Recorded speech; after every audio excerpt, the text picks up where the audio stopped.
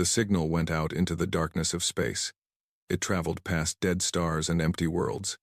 It moved through clouds of gas and dust that had floated in silence for millions of years. The signal was a cry for help, and the beings who sent it did not know what they were about to wake up. Ambassador Tylvos stood in the transmission chamber of the great station called Hope's Light. She was a Valorian, a being made of living crystal that caught the light and turned it into soft colors. Her people were beautiful and fragile. They had lived in peace for thousands of years. They had built great cities that floated in the clouds of their gentle world.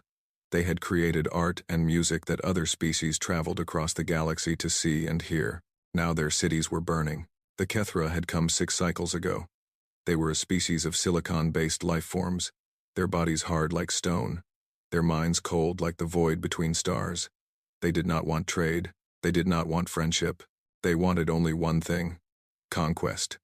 World after world fell to their fleets. Colony after colony was burned to ash. The Valorian Consortium, a peaceful union of 17 species, had no army to speak of.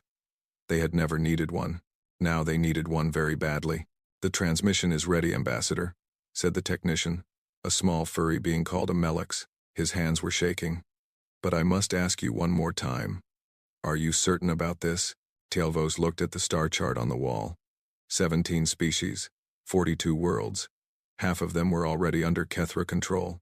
The slave camps were growing larger every day. She had seen the reports. She had seen what the Kethra did to their prisoners. She could not unsee those images no matter how hard she tried. "We have no choice," she said. Her voice was like wind chimes in a soft breeze. "We have sent requests to every civilized species in the galaxy. No one will help us. The Kethra are too strong. Everyone is afraid. But the quarantine sectors," the technician said, "those regions are forbidden. The ancient races marked them as dangerous before they disappeared. Some of those worlds are listed as Class 1-2 death worlds. Nothing civilized could possibly live there. Then perhaps we need something uncivilized." The words hung in the air. Tylvos felt a chill run through her crystal body. She did not know what lived in those forbidden sectors. No one did. The warnings in the old star charts were simple and clear. Stay away. Extreme hazard. Do not approach under any circumstances. But the Kethra were burning children alive. The Kethra were working prisoners to death in mines that produced weapons to kill more innocent people. The Kethra would not stop until every free being in the consortium was dead or in chains. "Send the signal," Tylvos said. The technician closed his eyes for a moment. Then he pressed the button. The signal raced out into the void. It entered Sector 7 Gamma, a region of space that had been marked as forbidden for longer than recorded history. It passed warning beacons that had floated silent for eons. It moved toward a small yellow star that orbited on the edge of the galactic arm, and then it reached a small blue and green world. A world covered in liquid water. A world with an atmosphere filled with a highly reactive gas called oxygen. A world with gravity strong enough to crush most civilized species flat. A world where water fell from the sky as rain. Where the ground shook with earthquakes. Where massive storms of wind and lightning could destroy entire cities. A world called Earth. The signal was received by a facility built into the side of a mountain. Humans had been listening to the stars for a long time, hoping to find someone else out there in the darkness. When the signal arrived, it caused quite a lot of excitement. The message was translated within hours. The humans were very good at solving puzzles. When they understood what the message said, the excitement changed to something else. Something harder. Something older. Something that had lived in the human heart since the first human ancestor had picked up a rock to defend its family from a predator. The response went out 3 days later. In the transmission chamber of Hope's Light, Tylvos waited. She had not eaten. She had not slept. She had simply stood there, watching the screen, hoping for something. Anything. When the response came, she almost collapsed. "We are receiving a transmission," the technician said. His voice was shaking. "From Sector 7 Gamma. From the Class 1-2 death world. Show me." The screen lit up. Tylvos saw something she had never seen before. A face. 2 eyes. Forward-facing like a predator. A mouth with flat teeth in front and sharp teeth in back. Skin that was soft and vulnerable. With no armor. No scales. No protective crystal. The being looked weak. It looked fragile. But its eyes. There was something in its eyes that made Tylvos take a step backward. The being spoke. The translation came a moment later. This is Admiral James Morrison of the United Earth Defense Force. We have received your distress signal. We have reviewed the information you provided about the Kethra Dominion and their actions against civilian populations. There was a pause. The human's jaw tightened. Something moved behind its eyes. Something dangerous. We have some questions. The human continued. The Kethra. Are they the ones burning civilian colonies? Are they the ones running slave camps? Are they the ones killing children? Tielvo stepped forward. Her voice was barely a whisper. Yes, all of this is true. We have evidence. We have recordings. The Kethra do not hide what they do. They are proud of it. Another pause. The human looked away from the screen for a moment. When it looked back, something had changed in its face. The softness was gone. What remained was hard and cold and absolutely certain. We're on our way. Hold the line. The transmission ended. Tielvo stood in silence for a long moment. The technician was staring at the blank screen with his mouth hanging open. What did we just do? He asked. I do not know, Tielvos admitted. But I believe we are about to find out. 3 weeks later, the first human ship arrived. It came through the relay gate near the consortium's capital world. Every sensor in the system locked onto it immediately. Tielvos was in the command center when the readings came in, and she did not understand what she was looking at. This cannot be correct, said the sensor operator. The ship's hull is made of iron and steel. The engines appear to be powered by controlled nuclear explosions. There is no shielding against cosmic radiation. The life support systems are primitive beyond belief. How do they survive? Tielvos asked. I do not know. According to these readings, the interior of that ship should be deadly to any civilized life form. The gravity alone would kill most of us within minutes. A communication request came through. Tielvos accepted it. A human face appeared on the screen. It was different from the first one she had seen. This human had darker skin and shorter hair. It was female, according to the translation software. This is Commander Elena Vasquez of the Terran frigate Defiance, the human said. We are the advance team. The main fleet is still being assembled. We brought 200 soldiers to assess the situation and provide immediate assistance. Permission to dock? Permission granted, Tielvo said. But I must warn you, Commander. Our station's gravity is much lower than what you are used to. You may find it uncomfortable. The human made a sound. It took Tielvos a moment to realize it was laughter. Don't worry about us, Commander Vasquez said. We'll manage. The humans came aboard Hope's Light an hour later. Tielvos went to meet them, along with representatives from several other consortium species. What they saw made them freeze in place. The humans were terrifying.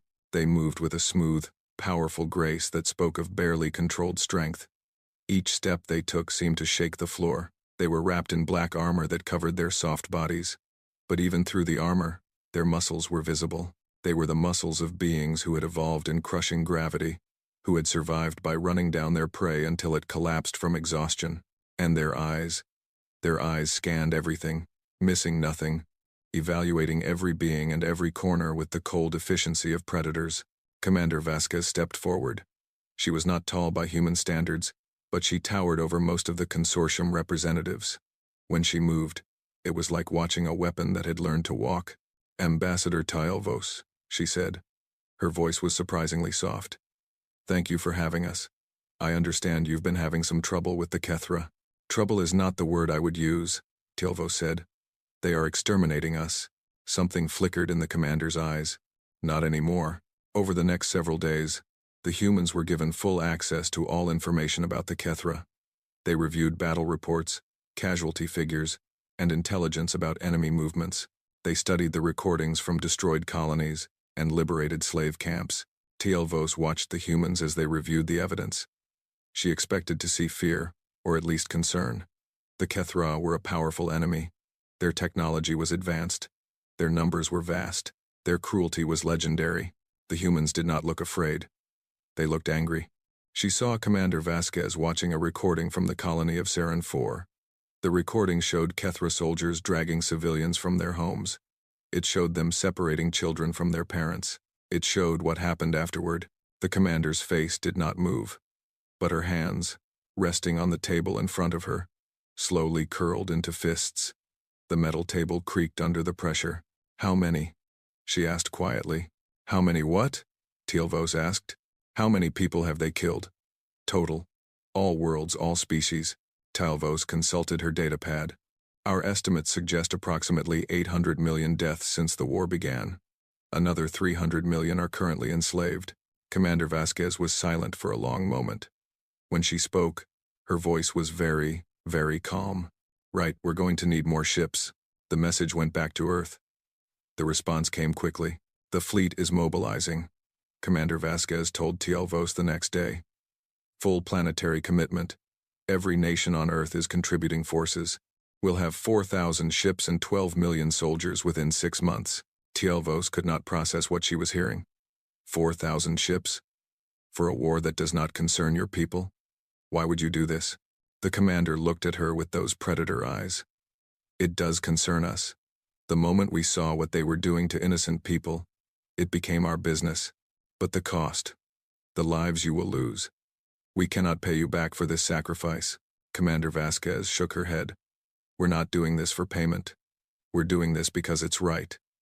Where I come from, when someone is hurting people who can't fight back, you stop them. You don't ask for anything in return. You just stop them. Teal'vos did not understand. In her experience, species did not sacrifice themselves for strangers. There was always a trade, always a negotiation, always a price. I do not understand your people, she admitted. The commander smiled. It was not a soft smile. Most species don't. That's probably for the best. Word of the humans spread through the consortium like fire through dry grass. Some beings were hopeful, others were terrified. The ancient warnings about the quarantine sectors were well known. The idea that beings from a Class 1-2 death world were coming to help them was almost too strange to accept. The Kethra heard the news as well. Their response was immediate and brutal. The Fourth Fleet of the Kethra Dominion changed course. Instead of attacking its original target, a mining colony with minimal defenses, it headed for a different world. Tessara Prime, an agricultural planet with 3 million civilians and almost no military presence. The Kethra War Master who commanded the fleet sent a message ahead. The message was meant for the humans. We have heard about you, the War Master said. His voice was like stones grinding together. We have heard that creatures from a death world think they can challenge the Dominion. This is amusing to us. We are the Kethra. We have conquered 1,000 worlds. We have crushed 100 species beneath our feet. You are nothing. Come to Tessara Prime if you dare. We will show you what happens to those who challenge us. The message reached Hope's Light. Teal'vos showed it to Commander Vasquez. The human watched the recording in silence. When it finished, she stood up and walked to the window. Outside, the stars were cold and distant. How long until they reached Tessara Prime? She asked. 6 days. How long until our fleet arrives? 7 months. Commander Vasquez turned around. Then we go now. My ship and my soldiers. We'll hold them until reinforcements can arrive. Teal'vos felt her crystal body go cold. Commander, the Fourth Fleet has 60 warships. You have 1 frigate and 200 soldiers. This is suicide. Maybe. The commander was already moving toward the door. But those 3 million civilians don't have 7 months. They don't have 7 days. If we don't go, they all die. So we go. You cannot win this battle. Commander Vasquez stopped at the door. She looked back at Teal'vos with something in her eyes that the ambassador had never seen before. It was not courage. Exactly. It was not madness. It was something older and deeper. Something that had kept humans alive on their nightmare world for millions of years. Maybe not, the commander said. But we can make them bleed. We can buy time. And when the rest of our people get here, we can make sure these stone-faced bastards pay for every life they've taken. She walked out the door. Teal'vos stood alone in the room for a long time. She thought about what she had just seen. She thought about the look in the human's eyes. She thought about a species that would send 200 soldiers to face 60 warships because innocent people were in danger. She had sent a signal into the forbidden sectors hoping for help. She had not known what she was calling. Now she was beginning to understand. The humans were not saviors. They were not angels. They were something far more dangerous. They were predators who had chosen to protect the prey. And the galaxy was about to learn what happened when you threatened the people they had decided to protect. Teal'vos walked to the window and watched as the small human ship broke away from the station and accelerated toward the relay gate. It was such a tiny thing, Such a fragile-looking vessel, heading toward a battle it could not possibly win. But somehow, she felt something she had not felt in a very long time. She felt hope. The darkness was coming. The Kethra were coming. But the humans were coming too. And somewhere deep in her heart, Tielvos knew that the galaxy would never be the same. The frigate Defiance dropped out of hyperspace above Tessara Prime with its engines burning hot and its weapons already charging. Commander Elena Vasquez stood on the bridge and looked at the world below. Green fields stretched across the continents. Rivers sparkled in the sunlight. 3 million innocent people were down there, going about their lives, not knowing that death was coming for them. Not if she could help it. Status report, she said. The Kethra fleet will arrive in approximately 18 hours. Lieutenant Chen reported from the tactical station. 60 vessels confirmed. 12 heavy cruisers. 30 destroyers. 18 support ships. Enemy ground forces estimated at 50,000 soldiers. Vasquez nodded. The numbers were bad. Very bad. 1 frigate against 60 warships. 200 soldiers against 50,000. Any sane commander would have turned around and run. But sanity was overrated. Time to reinforcement? She asked. Nearest consortium patrol is 3 weeks away. Our main fleet is still 7 months out. Then we have 18 hours to get ready. Vasquez turned to face her officers. They were young, most of them, young and scared, and very far from home. But they were human, and that meant something. Get me a channel to the planetary government, and start preparing the drop pods. We're going down there. The governor of Tessara Prime was a Valorian named Sereth. When the communication came through from the human ship, he did not know what to expect. What he saw was a small human female with hard eyes and a calm voice. Governor Sereth, Commander Vasquez said, I am Commander Elena Vasquez of the United Earth Defense Force. The Kethra 4th Fleet is on its way to your world. They will arrive in 18 hours. My ship and my soldiers are here to help you defend your people. Governor Sereth felt his crystal body tremble. Commander, I have seen the reports about your species. I am grateful for your offer. But you have 1 ship. The Kethra have 60. How can you possibly help us? We're going to make them fight for every inch of ground. Every building. Every street. We're going to make this invasion so painful that they'll think twice about ever doing it again. Vasquez leaned forward. But I need your help. I need you to start evacuating civilians from the major population centers. Get them into the countryside, into the mountains, anywhere away from the cities. Can you do that? Yes. Yes, we can do that. But what about you? What will you do? We're going to dig in and wait for them. When they come, we'll be ready. Governor Sereth looked at the human on his screen. He saw something in her eyes that he had never seen in any being before. It was certainty. Not hope, not bravery, but absolute, unwavering certainty. You know you cannot win, he said softly. You know you are going to die. Commander Vasquez smiled. It was a strange smile, sad and fierce at the same time. Everyone dies, Governor. What matters is what you do before that happens. Now start moving your people. We don't have much time. The next 18 hours were chaos. Human drop pods fell from the sky like metal rain. 200 soldiers hit the ground around the capital city of Tessara Prime and immediately went to work. They dug trenches. They built walls. They set up weapon emplacements and laid traps in every street and alley. The Valorians watched in amazement. The humans worked without rest, without food, without stopping. Their bodies moved with incredible efficiency, carrying loads that would have crushed any other species. They communicated with short, sharp sounds and quick hand signals. They worked together like parts of a single machine. Private First Class Marcus Cole was one of those soldiers. He was 23 years old, born in a small town in Texas, and he had never seen an alien before this mission. Now he was digging a trench on another world, getting ready to fight an enemy that outnumbered him 250 to 1. He should have been scared. He was scared. But underneath the fear, there was something else. Something hot and hard and angry. He had seen the recordings from the slave camps. He had seen what the Kethra did to prisoners. He had seen children crying for parents who would never come back. No, that was not going to happen here. Not while he was still breathing. Move it, Cole, Sergeant Rodriguez called out. Enemy fleet enters the system in 2 hours. I want these positions ready in 1. Yes, Sergeant. Marcus kept digging. Around him, his fellow soldiers did the same. They were scared, all of them, but they were also ready. ready to fight, ready to die if necessary, ready to make the enemy pay for every step forward. That was what it meant to be human. You faced the darkness, even when the darkness was bigger than you. Especially when the darkness was bigger than you. The Kithra fleet dropped out of hyperspace with the confidence of predators who had never known defeat. War Master Kethvok stood on the bridge of his flagship and looked at the small world below. Another conquest. Another species to be broken. Another world to be claimed for the Dominion. Then his sensors detected the human ship. Kethvok made a sound that was as close to laughter as his species could produce. One ship. The Deathworlders had sent one ship to face his fleet. Either they were stupid, or they were insane. Destroy it, he ordered.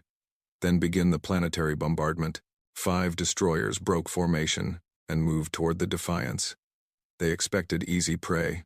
They did not expect the human ship to turn and charge directly at them. Commander Vasquez stood on the bridge as her ship accelerated toward the enemy. All weapons, fire at will. Helm, get us close enough to hurt them. The Defiance was smaller than any of the Kethra ships. Its weapons were primitive by galactic standards. Its shields were weak and its hull was thin, but it was crewed by humans.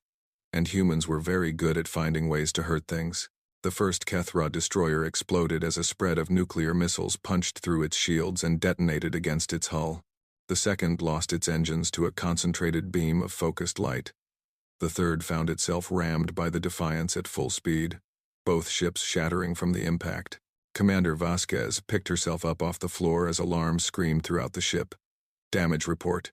Hull breaches on decks 3 through 7. Engines at 40%. Weapons at 60%.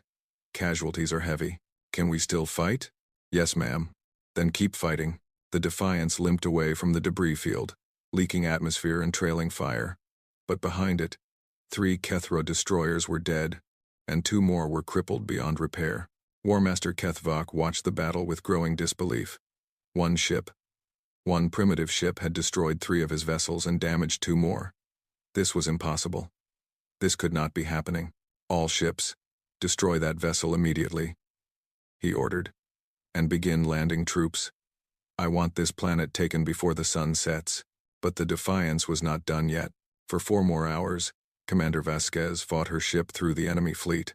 She hit and ran, using asteroids for cover, hiding in sensor shadows, striking at vulnerable targets and disappearing before the enemy could respond. She lost crew members with every engagement. She lost weapons and engines and pieces of her ship, but she kept fighting.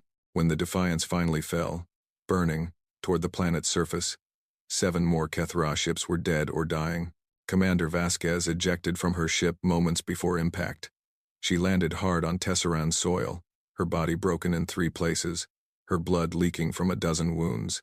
But she was alive.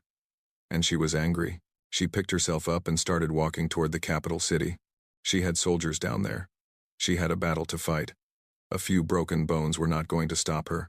Nothing was going to stop her. The Kethra landing craft began descending through the atmosphere. Drop ships by the hundreds, carrying 50,000 soldiers to crush the tiny human force that waited below. War Master Kethvok watched from his flagship with satisfaction. The humans had fought well, for primitives. But now the real work would begin. He expected the invasion to take approximately 6 hours. He was wrong. The first wave of Kethra soldiers touched down 3 kilometers from the capital city. They formed into ranks and began their advance, moving with the cold efficiency of a species that had conquered 1,000 worlds. They expected resistance. They expected to crush it quickly and move on. They did not expect what they found. The humans were waiting in trenches and behind walls. They had set up firing positions on rooftops and in basements. They had turned every street into a kill zone and every building into a fortress. When the Kethra came within range, the humans opened fire. The first line of Kethra soldiers went down immediately. Energy weapons and projectile weapons and explosives tore through their ranks. The soldiers who survived the first volley tried to advance, and they found themselves walking into traps. Mines exploded beneath their feet. Hidden positions opened up on their flanks. Every time they thought they had secured an area, more fire came from unexpected directions. Private Marcus Cole fired his rifle until it overheated, then picked up a fallen Kethra weapon and kept firing. He was terrified. He was exhausted. He was bleeding from a wound in his shoulder that he barely remembered receiving. But he did not stop. He could not stop. Not while his friends were fighting beside him. Not while innocent people were depending on him. A Kethra warrior charged at him, moving with terrifying speed.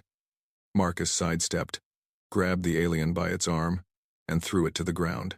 The Kethra was heavier than him and stronger than him, but Marcus had grown up in Earth's crushing gravity.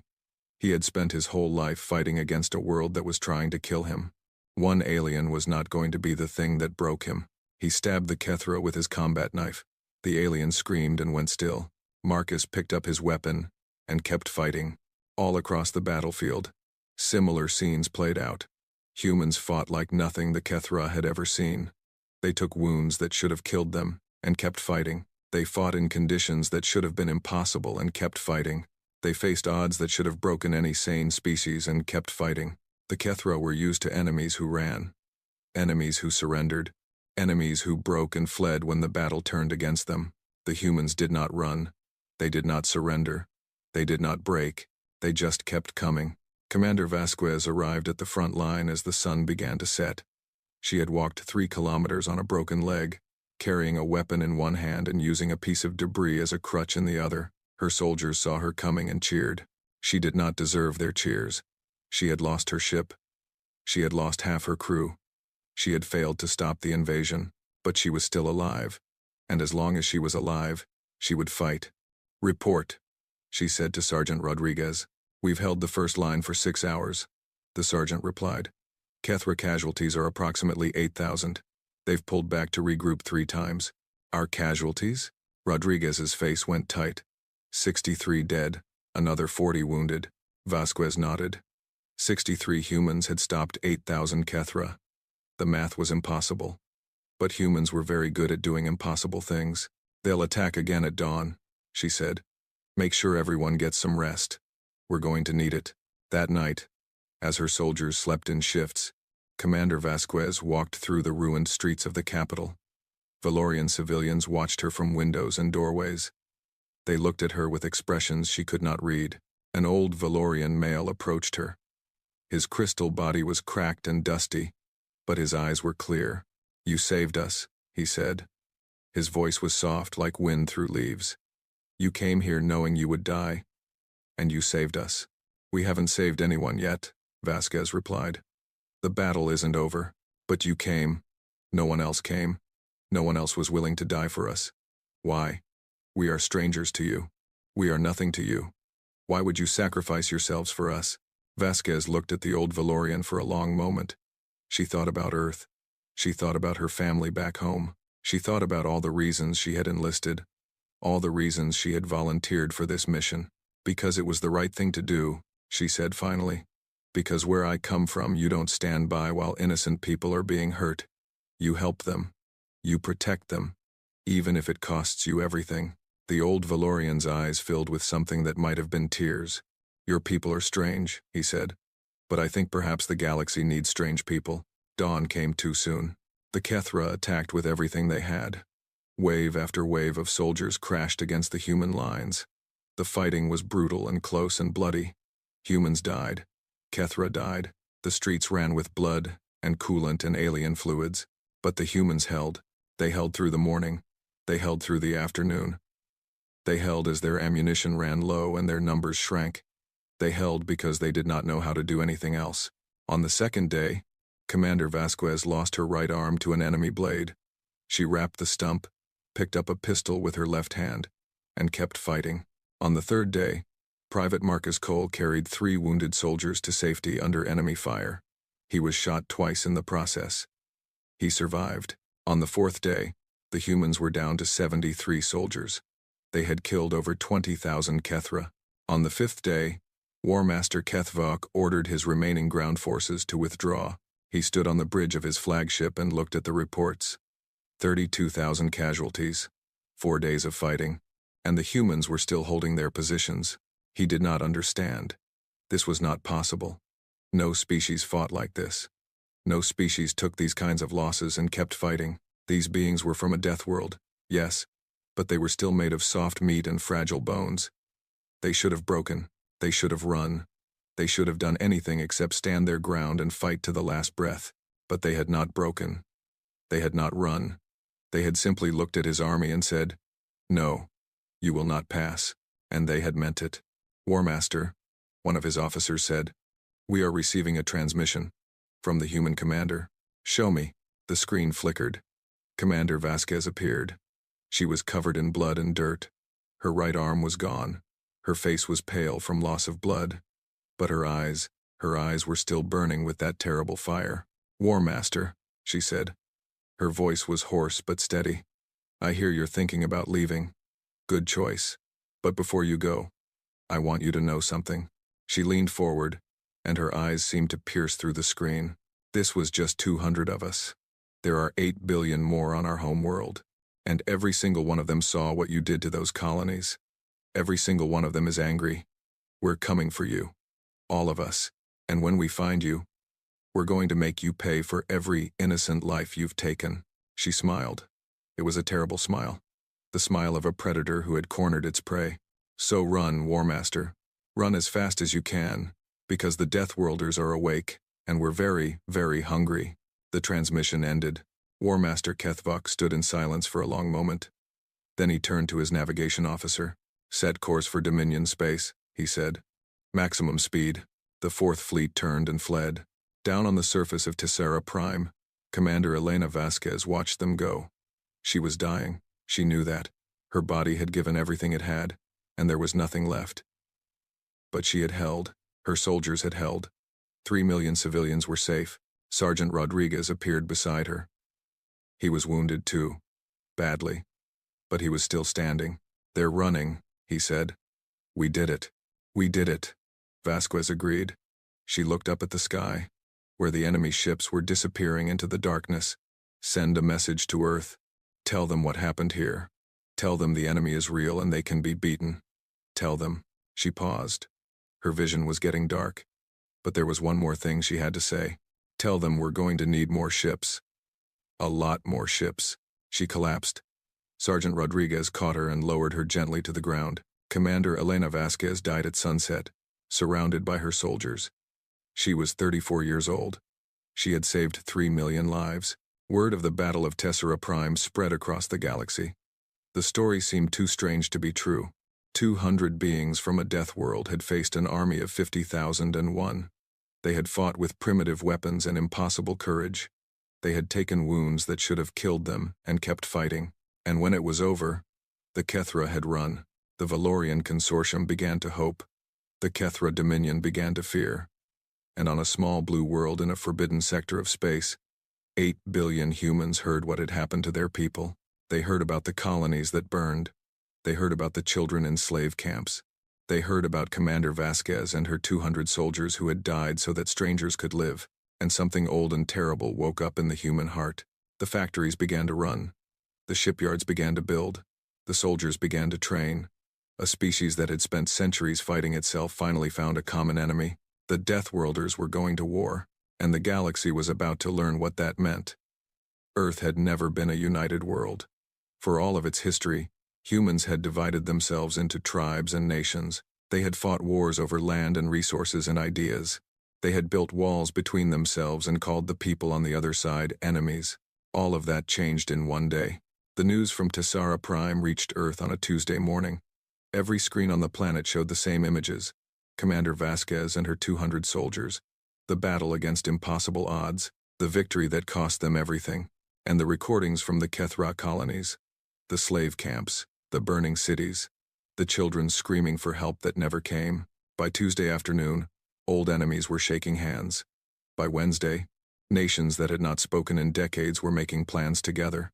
By Thursday, the factories that had been silent for years were roaring back to life. Admiral Chen Wei-Lin watched the transformation from his office in the United Earth Defense Force headquarters. He was 73 years old, a veteran of Earth's last great war, a man who had seen the best and worst of his species. He had thought he would retire in peace, spending his last years teaching young officers and writing his memoirs. Now he was commanding the largest military mobilization in human history. General Morrison, his second in command, entered the office with a datapad full of reports. "The numbers are in, Admiral. Every nation on Earth has committed forces. We're looking at 4,000 ships and 12 million soldiers within 6 months. Chen nodded slowly. What about the factories? Running at full capacity. The old shipyards in orbit are being reactivated. New designs are being approved every day. The engineers are working around the clock. Morrison paused. Sir, I've never seen anything like this. Countries that were threatening each other with war last month are now sharing military secrets and manufacturing capacity. It's like the whole planet just decided to stop fighting itself, because we found something worth fighting together. Chen stood up and walked to the window. Outside, he could see the lights of the city, millions of people, going about their lives, trusting that their military would protect them. Did you see the recordings from those slave camps? Yes, sir. What did you feel? Morrison was quiet for a moment. Anger. The kind of anger that makes you want to burn something down. Now multiply that by 8 billion. Chen turned back to face his general. That's what we're working with. That's what we're going to unleash on the Kethra. They made a terrible mistake. They thought we would be easy prey. They thought we would break and run. They didn't understand what they were waking up. And what is that, sir? Chen's eyes were hard and cold. The thing that makes us human. The thing that lets us push through pain and fear and impossible odds. The thing that makes us stand up and fight when everything says we should lie down and die. He picked up a picture from his desk. It showed Commander Vasquez, smiling, taken before the mission. They call it many things. Courage, stubbornness, madness. But I call it something simpler. What's that? Spite. Chen set the picture down. Pure, beautiful, spite. The Kethra hurt our people. They killed our soldiers. And now, we're going to make them pay. Not because it's smart. Not because it's safe. But because we refuse to let them get away with it. That's what makes us dangerous. That's what makes us human. 6 months later, the United Terran Expeditionary Force was ready. 4,000 ships gathered at the edge of human space. They were not elegant vessels. They were not graceful or beautiful. They were blocky and angular and covered in weapons. They looked like what they were. Tools designed for one purpose only. War. 12 million soldiers waited in those ships. Men and women from every nation on Earth. They had trained together, fought together, learned to trust each other. They were not the same people who had enlisted 6 months ago. They were harder now, sharper, ready for what was coming. Admiral Chen stood on the bridge of his flagship, the Unconquered. It was the largest ship ever built by human hands, a massive vessel nearly 2 kilometers long, bristling with weapons that could crack planets. It was not a subtle ship. It was not meant to be. All ships report ready, Admiral, his communications officer said. Then let's not keep our hosts waiting. Chen looked at the star chart in front of him. The relay gate to Consortium space glowed blue on the display. All ships. This is Admiral Chen. We are about to enter Allied territory. Remember why we're here. Remember what they did to our people. Remember Commander Vasquez and the 200. He paused, letting his words sink in. We didn't start this war, but we're going to finish it. Not for glory, not for conquest, but because innocent people are suffering, and we have the power to stop it. That's what we do. That's who we are. Now let's go remind the galaxy why you don't hurt the people we care about. The fleet moved forward as one. 4,000 ships, carrying 12 million soldiers, heading into a war that was not their own, because it was the right thing to do. Ambassador Tyelvos was waiting when the human fleet arrived. She had not left Hope's Light in 6 months. She had spent every day coordinating the consortium's defenses, managing the evacuation of threatened colonies, trying to hold together an alliance that was falling apart from fear. When the human ships came through the relay gate, she wept. She was not alone. Across the station, beings of a dozen species stopped what they were doing and stared at the screens. The human fleet filled the space around the station, ship after ship after ship pouring through the gate in an endless stream of metal and fire. By the ancient stars, whispered a Melix technician. There are so many of them. 4,000 ships, Tyelvos said. Her voice was barely audible. 12 million soldiers. They sent their entire military to help us. Why? The technician turned to look at her. We are strangers to them. We cannot pay them for this. Why would they do this? Tyelvos remembered her conversation with Commander Vasquez, all those months ago. She remembered the look in the human's eyes when she talked about protecting innocent people. Because it is who they are, she said. Because they cannot stand by while others suffer. Because they are from a world that tried to kill them every day, and they survived by refusing to give up. That stubbornness, that refusal to accept defeat, it is part of them. It is what makes them human. A communication request came through. Vos accepted it. Admiral Chen appeared on the screen. He was older than Commander Vasquez had been, his face lined with age and experience, but his eyes were the same. That same hard, determined fire. Ambassador Vos, he said. I am Admiral Chen Weilin, commander of the United Terran Expeditionary Force. We are here to help. Admiral, Vos had to stop and compose herself. I do not have words. What you have done, what you are doing, it is beyond anything we could have asked for. We're just keeping a promise. Your people called for help. We answered. Chen's expression softened slightly. I understand you knew Commander Vasquez. Yes, she was. Remarkable. I had never met anyone like her. She was one of us. And she died protecting your people. We're here to make sure that sacrifice meant something. Chen straightened. Now, I need everything you have. On Kethra positions, fleet movements, and defensive capabilities. We have a war to win. Over the next several weeks, the human fleet began its campaign. They did not fight like the consortium expected. The consortium believed in defensive positions and careful retreats. They believed in preserving resources and minimizing casualties. They believed in fighting only when victory was certain. The humans believed in none of these things. They attacked Kethra supply lines and burned them. They found enemy command centers and destroyed them. They located occupied worlds and liberated them. They did not retreat when the odds turned against them. They did not stop when they took casualties. They just kept coming. Private Marcus Cole was part of one of those liberation missions. He had survived the Battle of Tessera Prime with 2 bullets in his chest and a medal he did not feel he deserved. Now he was a sergeant, leading a squad of soldiers who looked at him like he was some kind of hero. He did not feel like a hero. He felt like a man who had a job to do. The planet was called Veth 4, a mining world that the Kethra had conquered 3 years ago. The population had been put to work in the mines, digging out resources to fuel the Dominion's war machine. Thousands had died from overwork, starvation, and brutality. When Marcus and his squad landed, they found the slave camps exactly where intelligence had said they would be.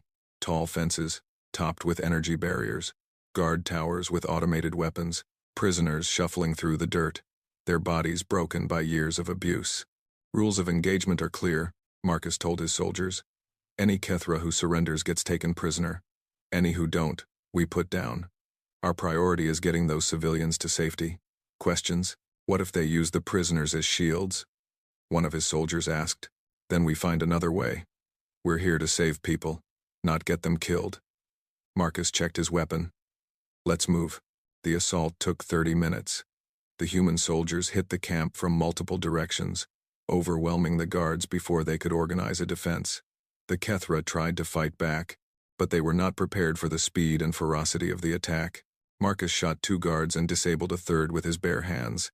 He moved through the camp like a force of nature, clearing buildings and securing prisoners. By the time the last Kethra fell, not a single civilian had been harmed. The prisoners stared at the humans with expressions of disbelief. They were Valorians, mostly, their crystal bodies dull and cracked from years of labor. They had lost hope long ago. They had accepted that they would die in these mines. And then, the Deathworlders had come. An old Valorian male approached Marcus. He moved slowly, his body barely functional after years of abuse. But his eyes were clear. You came, he said. His voice was barely a whisper. They told us no one would come. They told us we had been forgotten. Marcus knelt down so he could look the old man in the eyes. You weren't forgotten.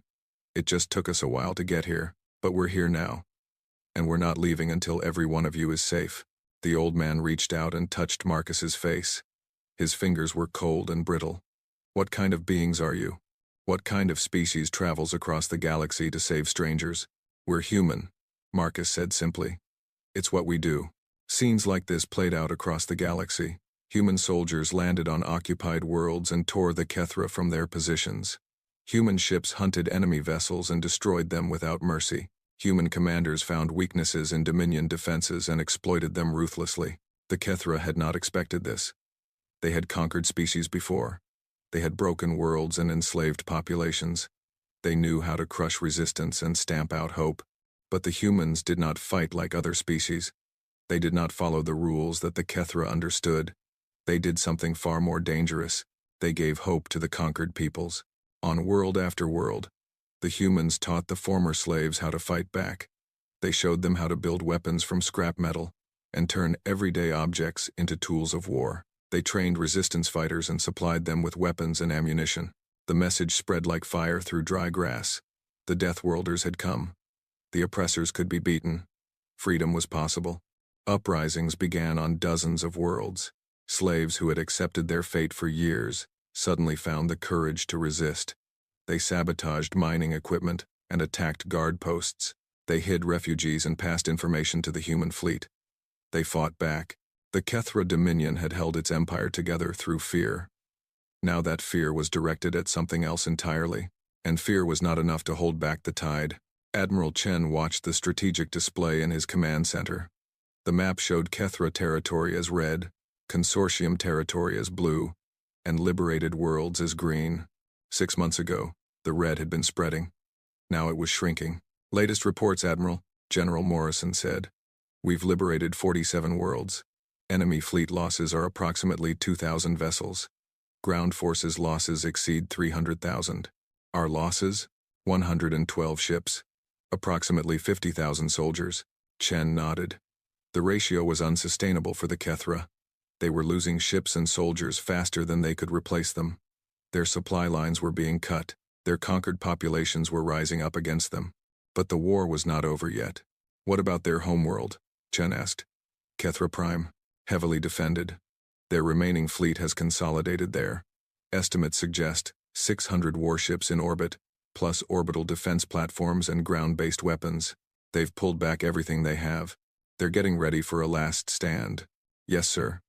And our intelligence suggests they're mobilizing every able-bodied citizen for the defense. They're preparing for us. Chen stood up and walked to the map. He looked at the red dot that marked Kethra Prime. The heart of the enemy. The source of all this suffering. We didn't come here just to win some battles, he said quietly. We came here to end this. Once and for all. As long as the Dominion exists, there'll be a threat. They'll rebuild. They'll rearm. And in 100 years, they'll do this all over again to some other innocent species. Sir, an assault on Kethra Prime would be costly. Very costly. I know. Chen turned to face his general. But some things are worth the cost. Commander Vasquez understood that. So did the 200 soldiers who died with her. They knew they couldn't win, but they fought anyway. Because some things are more important than survival. He looked back at the map. Send orders to the fleet. We rest for 1 month. Rearm, resupply, reinforce, and then we go to Kethra Prime. We finish this. General Morrison saluted. Yes, sir. The month passed quickly. Ships were repaired and restocked. New soldiers arrived from Earth to replace those who had fallen. The human fleet, battered but unbroken, prepared for the final battle. Ambassador T.L. Vos came to see Admiral Chen before the fleet departed. She stood in his office, her crystal body shimmering with nervous light. Admiral, she said, I must ask you something. The battle ahead will be terrible. You will lose many of your people. Why do you continue? You have already done more than we ever asked. You have liberated dozens of worlds. You have saved millions of lives. Why risk everything in one final assault? Chen considered the question for a long moment. Then he spoke. When I was a young officer, my grandfather told me a story. He said that when he was a boy, there was a terrible war on Earth. Millions of people were killed. Cities were destroyed. The world almost ended. And when it was over, people said, never again. They said they would never let something like that happen again. He paused, but it did happen again. And again. And again. Because people forgot. They got comfortable.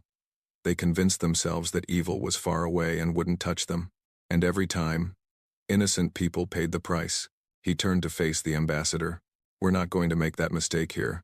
We're not going to leave the Kethra Dominion intact and hope they'll change. We're going to tear it down. Root and stem. And we're going to make sure that the galaxy remembers what happens to those who prey on the innocent. Tealvos looked at him with something that might have been wonder. Your species is terrifying, she said softly. Yes, Chen agreed. But only to those who deserve it. To everyone else, we're the best friends you could ask for. He looked out the window, where his fleet was gathering. Now if you'll excuse me, Ambassador, I have a war to finish. The fleet departed 2 days later. 4,000 ships, carrying 12 million soldiers, heading toward the enemy's heart. They left behind a galaxy that was watching, a galaxy that was hoping, a galaxy that was waiting to see what would happen when the Deathworlders reached Kethra Prime. They would not have to wait long. The final battle was coming, and when it was over, nothing would ever be the same. The supreme hierarch of the Kethra Dominion had never known fear. He had ruled his species for 300 years. He had conquered 1,000 worlds and crushed 100 species beneath his feet.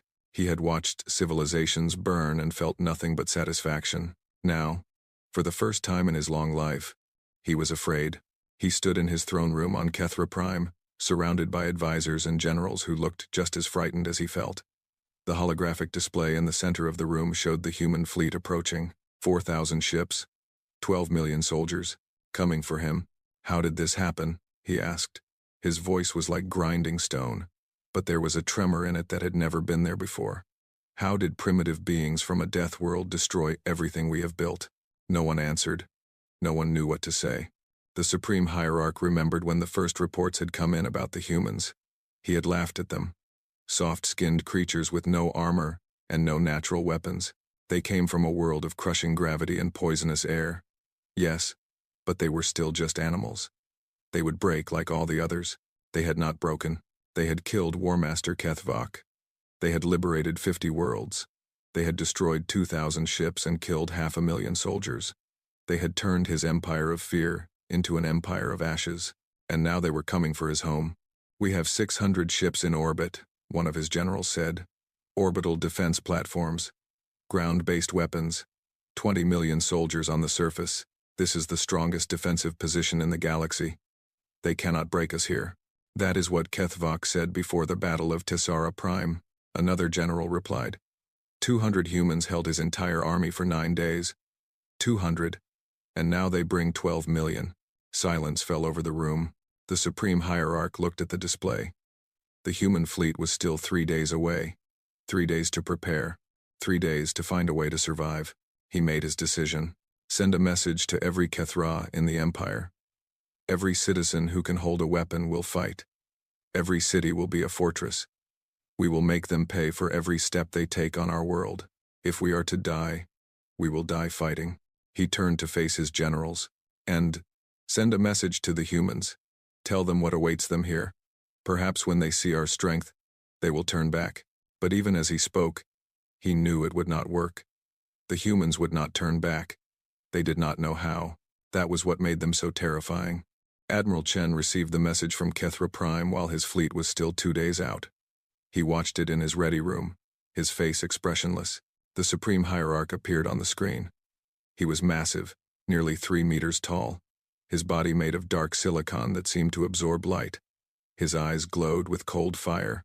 Humans, the supreme hierarch said, you have come far. You have won many battles.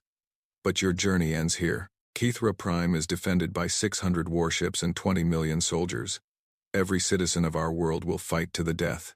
If you attack us, you will be destroyed. Turn back now, and we may yet find a way to end this war. Continue, and you will find only death. The message ended. General Morrison looked at Admiral Chen. Sir, what do we do? Chen was quiet for a long moment. He thought about Commander Vasquez. He thought about the 200 soldiers who had died at Tessara Prime. He thought about the billions of innocent people who had suffered under Kethra rule. Then he pressed a button and began recording his response. Supreme Hierarch, I have received your message. I understand your warning. And I am going to explain to you, very clearly, why it does not matter. He leaned forward. We are not here because we want glory. We are not here because we want territory. We are here because you hurt people who could not fight back. You burned colonies and enslaved children and killed innocents by the billions. You thought the galaxy would let you get away with it. You were wrong. His voice hardened. You built your empire on the bones of the innocent. You thought the galaxy was yours to burn. You thought no one would ever make you pay for what you have done. But we are not like the others. We do not forgive. We do not forget. And we do not stop. He stood up. You have 600 ships. We have 4,000. You have 20 million soldiers. We have 12 million. But ours have killed 500,000 of yours already. Your citizens will fight to the death. Good. That saves us the trouble of finding them afterward. He looked directly into the camera.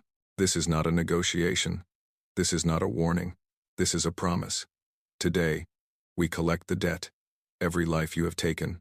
Every world you have burned. Every child you have enslaved. We are coming for it all. And when we are finished, the name Kethra will be spoken only as a warning to those who might think of following your example. He ended the recording. Send it, he said. And prepare the fleet for battle. The Battle of Kethra Prime began at dawn, local time. The human fleet dropped out of hyperspace in perfect formation. 4,000 ships arranged in a wall of metal and fire. The Kethra defenders opened fire immediately, filling space with energy beams and missiles and projectiles. Admiral Chen watched the battle unfold from the Bridge of the Unconquered. Ships exploded around him. Alarms screamed. Officers shouted orders and damage reports. It was chaos. It was hell. It was beautiful. All ships, advance, he ordered. Target their command vessels first. Break their leadership and the rest will follow. The human fleet surged forward. They did not try to avoid enemy fire. They did not maneuver for better positions. They simply drove straight at the enemy like a hammer falling on an anvil. The first Kethra defensive line broke within an hour. The second line held for 3 hours before it collapsed. The third line, anchored by the massive orbital defense platforms, took 2 full days to crack. Human ships died by the hundreds. Thousands of soldiers perished in the vacuum of space. But the humans did not stop. They could not stop. On the third day, Admiral Chen ordered the drop pods deployed. 10 million human soldiers fell toward Kethra Prime like a metal rain. They hit the surface in waves, crashing into enemy positions before the defenders could react. The fighting began immediately. And it did not stop. Sergeant Marcus Cole was among the first to land. His pod came down in the middle of a Kethra defensive position, killing 3 enemy soldiers with the impact alone. He was out and fighting before the dust settled, his rifle spitting fire, his squad following close behind. The Kethra homeworld was nothing like the colonies Marcus had liberated. Here, everything was rock and metal. The cities were carved into the stone itself, massive structures that had stood for thousands of years. Every building was a fortress, every street was a kill zone, and every Kethra citizen was armed and ready to die. Marcus had fought the Kethra many times before. He knew how they moved, how they thought, how they died. But he had never seen them fight like this. They were desperate. They were terrified, and that made them more dangerous than ever. "Contact left," one of his soldiers shouted. "Multiple hostiles, building across the street, suppressing fire," Marcus responded. "Jensen, get me a grenade in that window. Everyone else, move on my mark." They fought their way forward, meter by bloody meter. For every step they took, they paid for it in blood. But they kept going. They had to keep going. The war would not end until the Supreme Hierarch was dead and the Dominion was broken. That was the mission. That was all that mattered. On the 4th day, human forces reached the outer walls of the capital city. On the 5th day, they breached those walls and began fighting through the streets. On the 6th day, the Supreme Hierarch received word that human soldiers were approaching his palace. He stood in his throne room and watched the reports come in. His fleet was gone. His orbital defenses were destroyed. His army was dying in the streets. Everything he had built, everything he had conquered, was falling apart around him. And still the humans kept coming. He did not understand. He could not understand. No species fought like this. No species took these losses and kept pushing forward. The humans had lost over 1 million soldiers already. Their fleet had been reduced by half. They had paid a terrible price for every kilometer of ground. And they did not care. They just kept coming. "Hierarch," one of his guards said, "the inner defenses are failing. The humans will be here within hours. We should evacuate." "Evacuate to where?" The Supreme Hierarch's voice was hollow. "They will follow us wherever we go. They will never stop hunting us. That is what they do. That is what makes them monsters." He looked at his throne. He had sat in that chair for 300 years. He had ruled an empire that spanned 1,000 worlds. He had been the most powerful being in the galaxy. Now he was nothing. A prey animal, waiting for the predators to find him. No, he said quietly. I will not run. I will meet them here. Let them see that the Kethra do not hide from their enemies. He picked up his weapon, a blade that had been in his family for generations, and waited for the end. Admiral Chen watched the assault on the palace from a command post 3 kilometers away. The fighting was brutal. The Kethra were throwing everything they had at the human forces, making them pay for every room and every corridor. But it was not enough. It had never been enough. Sir, one of his officers said, we have a transmission from the surface. Sergeant Cole, put him through. Marcus Cole's face appeared on the screen. He was covered in blood and dirt, his armor cracked in a dozen places, but he was alive, and he was smiling. Admiral, we've breached the throne room. The Supreme Hierarch is dead. I killed him myself. Chen closed his eyes. After everything that had happened, after all the death and sacrifice and suffering, it was over. The war was won. Well done, Sergeant. What's the status of your unit? Marcus's smile faded. We started with 40 soldiers, sir. There are 7 of us left. 7 out of 40. Chen felt the weight of those numbers in his chest. 33 soldiers, dead on a world that was not their own, fighting for people they had never met. Make sure their names are recorded, Chen said. All of them. They died heroes. Yes, sir. Marcus hesitated. Sir, what do we do now? Chen looked out the window. Across the city, fires were burning. The sounds of battle were fading as the last Kethra defenders surrendered or died. The war was over, but the work was just beginning. Now we build something better, he said. Now we make sure this never happens again. The surrender came 3 days later. The remaining Kethra leaders, those who had survived the battle, gathered in the ruins of the palace to sign the terms. Admiral Chen was there, along with Ambassador Tilvos and representatives from a dozen species that the Kethra had conquered. The terms were simple. The Kethra dominion was dissolved. All conquered peoples were freed. All slaves were liberated. The Kethra would pay reparations to their victims for the next century, and they would never, ever threaten another species again. The Kethra leader who signed the document was a young female who had taken power after the Supreme Hierarch's death. Her name was Kethira, and she looked at Admiral Chen with something that might have been hatred, or might have been fear. You have destroyed everything we built, she said. You have killed millions of our people. Was it worth it? Chen met her eyes. You built your civilization on slavery and genocide. You killed billions of innocent people and called it progress. What we destroyed needed to be destroyed. What we killed was killing others. He leaned forward. I don't expect you to understand. I don't expect you to forgive us. But I do expect you to remember. Remember what happened here. Remember what we are capable of. And remember that if you ever threaten innocent people again, we will come back. And next time, we will not be merciful. Kethira said nothing. She signed the document and walked away. The war was over. But for Marcus Cole and the millions of other humans who had fought in it, the scars would last forever. He stood in the ruins of the capital, looking at the bodies of his fallen friends. 33 soldiers. Gone. They had families back on Earth, who would never see them again. They had dreams that would never be fulfilled. They had futures that would never happen, and he was alive. Somehow, against all odds, he was still breathing. A Valorian child approached him. She was small and fragile, her crystal body dim and dusty. She had been a slave in the palace, freed when the humans arrived. Are you one of the Deathworlders? She asked.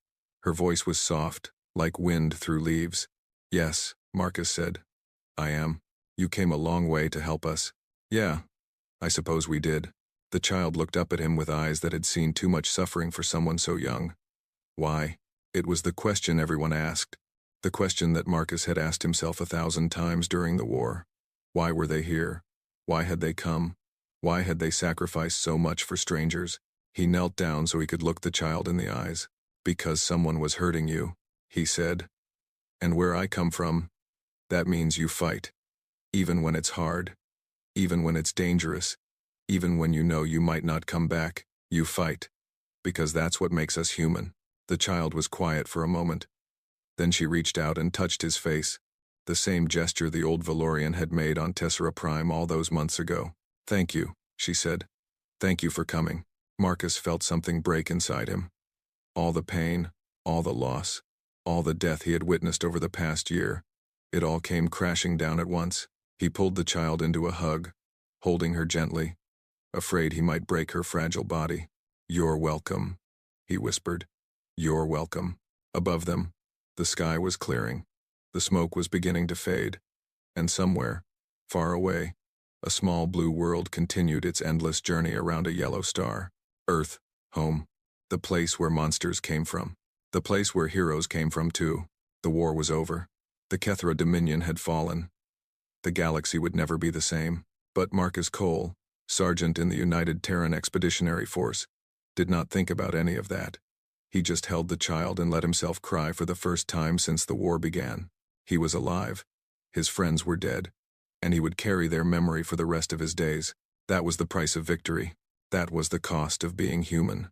1 year after the fall of the Kethra Dominion, the galaxy gathered to remember. They came from 100 worlds and 1,000 species. They filled the great assembly hall on Hope's Light until there was no room left to stand. They watched the screens and waited in silence as the ceremony began. Ambassador Tealvo stood at the center of the hall, her crystal body shimmering with colors that she could not control. She had written this speech a dozen times and thrown away every version. There were no words that could capture what had happened, no language that could express what the humans had done. But she had to try. 1 year ago, she began, her voice carrying through the silent hall. The Valorian Consortium sent a desperate signal into the forbidden sectors of space. We were dying. The Kethra were burning our worlds and enslaving our people, and no one would help us. We had lost hope. She paused. And then the humans came. The screens lit up with images. The Battle of Tessara Prime. The liberation of 50 worlds. The final assault on Kethra Prime. The faces of soldiers who had died so that strangers could live. They came from a world that should have killed them. A world of crushing gravity and poison air and endless danger. They had every reason to stay home, to ignore our call, to protect their own people. Instead, they crossed the galaxy to fight for ours. Her voice broke slightly. 2 million human soldiers died in this war. 2 million beings who gave their lives for people they had never met, for worlds they had never seen, for a cause that was not their own. And when it was over, when the Dominion had fallen and the slaves were freed, they asked for nothing in return. She turned to face the human delegation, seated in the front row of the assembly. Admiral Chen was there, his uniform covered in medals, his face weathered by a year of war. Beside him sat Sergeant Marcus Cole, who had become something of a legend among the liberated peoples, and in the seats behind them were representatives from every nation on Earth, united for the first time in human history. "We have debated long among ourselves about how to honor your sacrifice," Tealvo said. "We have considered monuments and holidays and titles, but in the end, we realized that none of these things would be enough. Nothing we could give you would match what you have given us." She stepped forward. "So instead, we offer you something simpler. We offer you our thanks, our eternal, undying gratitude, and our promise that as long as the stars burn in the sky, the galaxy will remember what the humans did. They will remember that when darkness came, the Deathworlders answered, and they will tell their children, and their children's children, that there are beings in this universe who will fight for the innocent, no matter the cost." The hall erupted in applause. It went on for several minutes, wave after wave of sound crashing against the walls. Tealvo stood and let it wash over her, her eyes fixed on Admiral Chen. The old man nodded once. It was enough. After the ceremony, Tealvos found Chen standing alone on an observation deck, looking out at the stars. She approached him quietly, not wanting to disturb his thoughts. "Admiral," she said, "that was a beautiful ceremony." "It was," he agreed. "Your people know how to honor the dead. We learned from your people." Tealvos hesitated. "May I ask you something?" "Of course. The consortium has offered your species a seat on the High Council, territory in the richest sectors of space, trading rights that would make Earth wealthy beyond imagination. And you have refused it all. Why?" Chen was quiet for a long moment. When he spoke, his voice was tired. "We didn't come here for rewards. We didn't fight this war for territory or wealth. We came because innocent people were suffering, and we had the power to stop it. That's all. But your people have sacrificed so much. Do you not deserve something in return?" Chen turned to face her. His eyes were old and sad, but there was still fire in them. Ambassador, let me tell you something about my species. We have a long history. Most of it is not pretty. We have done terrible things to each other. Wars, genocides, cruelties beyond imagination. We are capable of being monsters. He looked back at the stars. But we are also capable of something else. Something that lives alongside the darkness in our hearts. We call it compassion, empathy, the ability to see someone else's suffering and feel it as our own. It's what made us cross the galaxy to help you. It's what made us send 2 million soldiers to die for strangers. He smiled slightly. We don't need payment for that. We don't want monuments or territories or wealth. We just want to know that we did the right thing, that the people we saved are living good lives, that the darkness we pushed back will not return. He turned back to Tielvos. That's what we ask for. Just that. Nothing more. Tielvos felt tears forming in her crystal eyes. Your species is extraordinary, she said quietly. We're just human, Chen replied.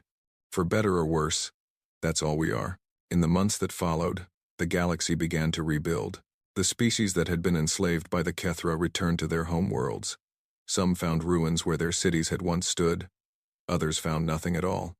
But they did not despair. The humans had shown them that hope was possible even in the darkest times, and the humans helped them rebuild. Engineers from Earth designed new cities. Doctors from Earth treated the wounded and the sick. Teachers from Earth opened schools and taught children who had never known anything but slavery. The humans did not ask for anything in return. They just worked. Marcus Cole was one of those who stayed behind. He had thought about going home after the war. Earth felt very far away, but it was still home. His family was there. His friends were there. Everything he had known before the war was there, but he could not leave. Not yet.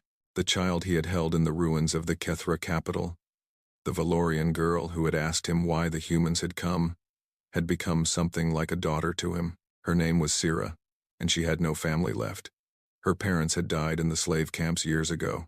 She was alone in the universe, so Marcus adopted her. It was not a common thing for a human to adopt an alien child, but Marcus did not care about common things. He cared about Sira. He cared about making sure she had a life worth living. They settled on a rebuilt colony world called New Hope. It was a small planet, green and peaceful, far from the scars of war. Marcus opened a small repair shop and spent his days fixing machines and talking to neighbors. Sarah went to school and made friends and slowly, day by day, began to heal. One evening, as they sat together watching the sunset, Sarah asked him a question. Father, she said. She had started calling him that a few months ago, and it still made his heart swell every time he heard it. Do you ever regret coming here? Leaving Earth? Fighting in the war? Marcus thought about the question for a long time. He thought about the friends he had lost, the horrors he had seen, the nightmares that still woke him up some nights. No, he said finally. I don't regret it. Why not? You lost so much. You suffer still. I can see it in your eyes sometimes. Marcus looked at her. She was growing tall, her crystal body beginning to glow with the soft colors of maturity. She was beautiful and kind and full of hope. She was everything the Kethra had tried to destroy. Because of you, he said. Because of all the people like you who are alive today because we came. Every time I see you smile, every time I watch you play with your friends, every time I hear you laugh, I know it was worth it. All of it, every battle, every wound, every friend I lost. He put his arm around her. That's what we fight for. Not glory, not conquest. Just this, a child who gets to grow up in peace, a world where people can be free, a future where the darkness doesn't win. Sarah leaned against him. I love you, Father. I love you too, little star. They watched the sunset together. Father and daughter from different worlds, united by something stronger than blood. Love, hope, the simple, stubborn refusal to give up. 5 years after the war, a new species made contact with the galactic community. They called themselves the Vethkai, and they were conquerors. They came from beyond the known regions of space, their empire vast and terrible. They had crushed a dozen species before they reached the borders of the consortium. Their leader sent a message to the High Council. The message was simple and brutal. Surrender or be destroyed. We are the Vethkai. We are the masters of this galaxy. You will serve us or you will die. The council gathered to discuss their response. Some argued for surrender. The war against the Kethra had cost them dearly, and they were not sure they could survive another conflict. Others argued for diplomacy. Perhaps the Vethkai could be reasoned with. Then Ambassador Talvo spoke. "We have another option," she said. "We could call the humans." The council fell silent. "The Deathworlders." Someone whispered. "Do we dare?" "We dared once before," Talvos replied. "And they saved us all." The message went out to Earth. The response came back within hours. Admiral Chen was retired now, living in a small house by the sea. But he stood tall when he recorded his message to the Vethkai. "This is Admiral Chen Wei-Lin of the United Earth Defense Force. I understand you have been threatening our friends in the consortium. I advise you to reconsider." He leaned forward, and his old eyes were hard as iron. "We are the humans. We are from a Class 1-2 death world. 5 years ago, we destroyed the Kethra Dominion because they hurt innocent people. We lost 2 million soldiers doing it, and we would do it again in a heartbeat." He smiled. It was not a friendly smile. "Now, you can keep threatening our allies. You can invade their worlds and enslave their people. You can do all the things the Kethra did. But I want you to understand something very clearly." He stood up. "We are watching. We are always watching. And if you hurt the people we have sworn to protect, we will come for you. We will cross the galaxy to find you. We will burn your empire to the ground and scatter the ashes. And when we are finished, the name Vethkai will be spoken only as a warning to those who might think of following your example." He looked directly into the camera. "This is not a threat. This is not a warning. This is a promise. From one predator to another." The message ended. The Vethkai fleet, which had been approaching consortium space at full speed, stopped. For 3 days, they held position while their leaders debated what to do. Then, quietly, they turned around and left. They were never seen again. Word spread through the galaxy. The Deathworlders had spoken, and the invaders had fled. A single message from a retired human admiral had done what armies could not, and the galaxy learned something that day. Something important. The humans did not want to rule the galaxy. They did not want to conquer or dominate or control. They just wanted to be left alone, and they wanted their friends to be safe. But if you threatened those friends, if you hurt the people they had sworn to protect, they would come for you. No matter how far you ran, no matter how powerful you thought you were, they would find you, and they would make you pay. That was the lesson of the Kethra War. That was the legacy of Commander Vasquez and the 200. That was what it meant to anger the Deathworlders. Some things were worth fighting for, some things were worth dying for, and some species would never, ever give up. Years passed, decades, centuries. The humans spread across the galaxy, building homes on 1,000 worlds. They made friends with countless species. They traded and learned and grew, but they never forgot who they were. They never forgot where they came from, and they never forgot the people they had promised to protect. On the anniversary of the war's end, every year without fail, beings from across the galaxy gathered to remember. They lit candles and said prayers and told stories of the Deathworlders who had come when all hope was lost. A new proverb spread through the stars, passed from generation to generation. Pray you never need the Deathworlders. But if darkness comes, pray they answer. And somewhere, on a rebuilt colony world called New Hope, an old human man watched the memorial ceremony on his screen. He was gray now, his body worn by age and old wounds, but his eyes were still kind. Beside him sat a Valorian woman in the prime of her life, her crystal body glowing with soft colors. She had children of her own now, half-human children who ran through the garden outside, their laughter carrying on the wind. "Grandfather," one of them called. "Tell us the story again. Tell us about the war." Marcus Cole smiled. It was an old smile, full of memories both painful and precious. "Come here," he said. "Sit down. Let me tell you about Commander Vasquez and the 200. Let me tell you about the day the humans answered the call." The children gathered around him, their faces bright with wonder, and Marcus began to speak. He told them about the signal that went out into the darkness. He told them about the Deathworlders who heard it and answered. He told them about battles fought and friends lost and a galaxy saved. He told them about what it meant to be human, to fight for the innocent, to protect the weak, to never, ever give up. And as the stars burned bright above them, the children listened with wide eyes, and they understood. This was their heritage. This was their legacy. This was what it meant to be descended from the beings who had answered the call, the Deathworlders, the humans, the species that had made the galaxy shake, and somewhere, in the endless darkness of space, other predator empires heard the old stories. They looked at their star charts, found the small yellow sun marked Sol, and remembered what had happened to the Kethra, what had happened to the Vethkai. They remembered, and they made a decision. They erased their invasion plans. They turned their fleets around. They left the humans and their allies alone, because some lessons only had to be taught once, and the lesson of the Deathworlders was written in fire and blood across the stars. Some worlds were not meant to be conquered. Some species were not meant to be prey, and when the humans marched to war, even the stars trembled.